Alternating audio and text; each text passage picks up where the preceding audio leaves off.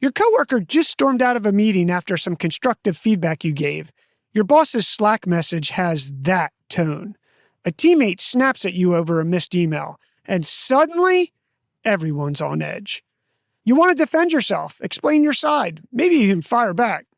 But here's the thing. What upset people actually need in the moment isn't your logic. It's something completely different.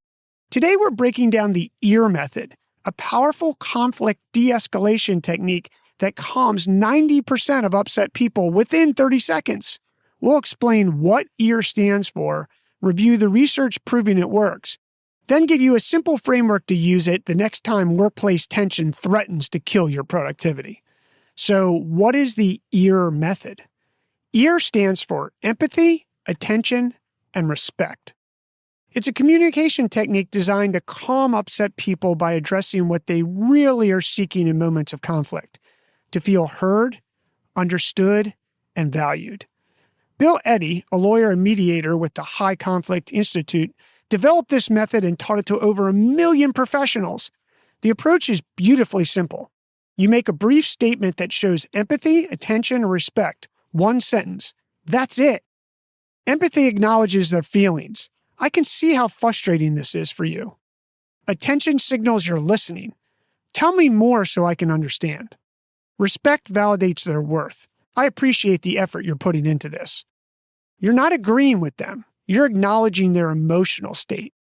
And here's the best part. According to Eddy's experience training thousands of people, about 90% of upset individuals calm down within 30 seconds of hearing an EAR statement. Now, Eddy's experience is great, but does the science support this? A 2014 study published in Research in Business and Management titled Conflict Resolution Through Training on Emotional Intelligence and Empathy in the Workplace tested whether empathy training could reduce workplace conflicts. The researchers split employees into two groups. One received emotional intelligence and empathy training, and the other didn't. The results? Employees who learned empathy-based techniques had measurably fewer conflicts with their coworkers compared to the control group. The training directly improved how teams handle disagreements and maintain productive working relationships. The research confirms what Bill Eddy discovered in practice. Empathy, attention, and respect aren't just soft skills. They're productivity tools. So how do you actually use EAR? Here's the 4-step process. First, spot the emotional distress. Raised voice, sharp tone, unusual silence, defensive body language.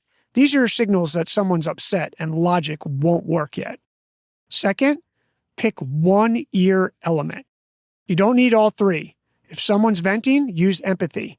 I can see this is really stressful. If they're talking over you, offer attention. I want to understand your perspective. If they feel dismissed, show respect. I know you've been working hard on this. Third, keep it short and genuine. No but statements instead of, I understand you're upset, but here's what actually happened. Just say, I understand you're upset, period. Your calm tone and eye contact do half the work. Fourth, don't problem solve yet. EAR is about de-escalation first. Once they've calmed down, which takes about 30 seconds, then you can move on to solution. Here's what it looks like in action. Instead of, well, actually, I sent you that file on Tuesday. Try, I can see you're frustrated. Let me make sure I understand what you need. One critical note. Using EAR doesn't mean you agree with the person.